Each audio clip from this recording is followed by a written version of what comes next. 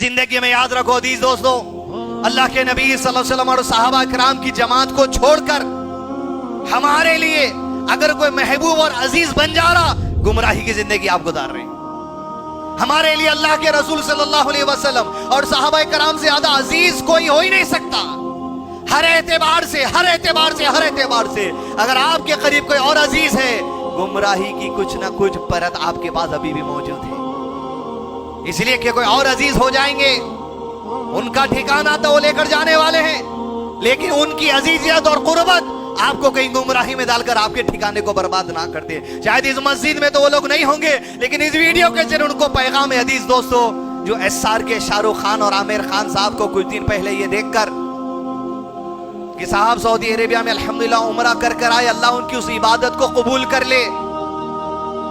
लेकिन अजीज दोस्तों, हम नहीं जानते वो इबादत किस कैफियत से हम किसी भी मुसलमान के लिए दुआ करेंगे।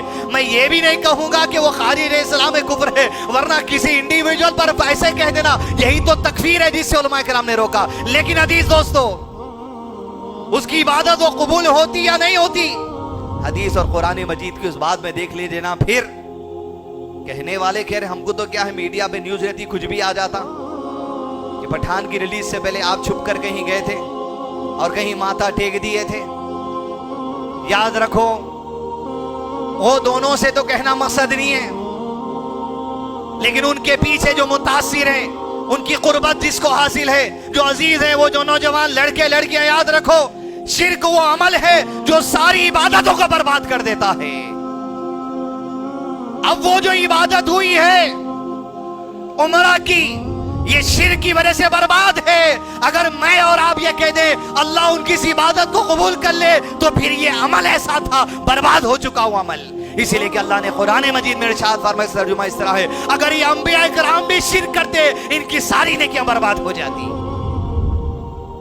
दोस्तों, बर्बादी है किस चीज के लिए? आज जमाने का सबसे बड़ा फितना ये है व्यूज, VIEWS, व्यूज के खातिर दुनिया आज किसी भी फितने में पड़ने तैयार है। इधर दूसरी तरफ उनके और एक साहब एक ऑफिस के अंदर जो सो कुछ टन टनाटन बजा के किसी के सामने जो सो मांग लिए, अल्लाह के साथ हज को जाकर रहे थे।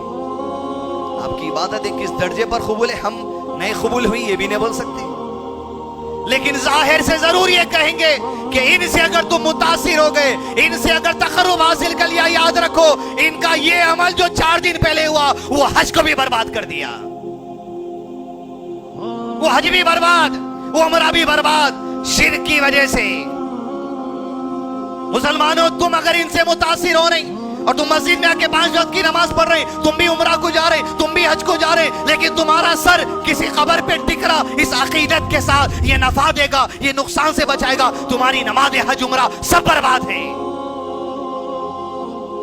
इसीलिए कि शिर्क खत्म कर देता है हर नेकी को, और तौहीद की ये बरकत है, ला इलाहा इल्लल्लाह की ये बरकत है, मोहम्मद रसूलुल्लाह सल्लल्लाहु अलैहि वसल्लम की इत्तिबा की ये बरकत है, हर किस्म के शिर्क के गुनाह को मिटा देता। लोग मंदिरों में सजदे टेकर आएंगे, जीसस के सामने सजदे टेकर आएंगे, लेकिन याद रखो तौहीद पर आ गए, हर गुनाह की मगफिरत है, पाक हो गए जैसे मां के पेट से मासूम पैदा हुए थे। दोनों एक दूसरे की बिलमुकाबल नेकी और गुनाहों को खत्म कर देने वाले अमाल हैं। अजीज दोस्तों, वो दोनों भाई जो फिल्म स्टार हैं, अगर जिंदगी के इस मरहले में उनकी मौत आ गई, अल्लाह उन्हें हिदायत दे, आमीन।